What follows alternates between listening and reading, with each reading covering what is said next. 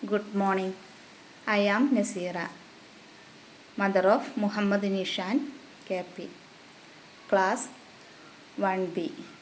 തകഴി ശിവശങ്കരപ്പിള്ള എഴുതിയ ചെമ്മീൻ മലയാള സാഹിത്യത്തിലെ അമരകൃതികളിൽ ഒന്നാണ്.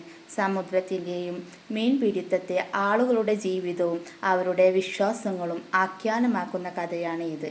കറുത്ത കടലിനെയും പ്രണയത്തെയും ചുറ്റിപ്പറ്റിയാണ് സെൻട്രൽ ഈ കഥ വളരുന്നത്. കറുത്ത മീനുകാരനായ പരീക്കുട്ടിയും കരയിലെ മുത്തുവള്ളിയായ കരുതമ്മയുടെ മകളും ആയ കറുത്തമ്മയുടെയും പരീക്കുട്ടിയുടെയും പ്രണയകഥയാണ് ഇതിൻ്റെ ഹൃദയം.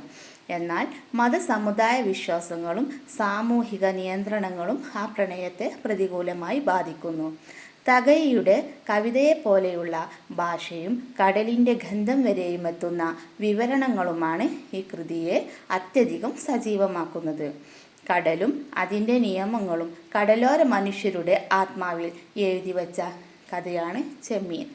സാഹിത്യവും സിനിമയും ഒരുപോലെ സ്വാധീനിച്ച ഈ കൃതി തീരദേശ ജീവിതത്തിൻ്റെ മനോഹര യറ്റ് വേദനാപൂർണമായ കണ്ണാടിയാണ്. ഒരിക്കൽ വായിച്ചാൽ ഒരിക്കലും മറക്കാനാവില്ല. Thank you.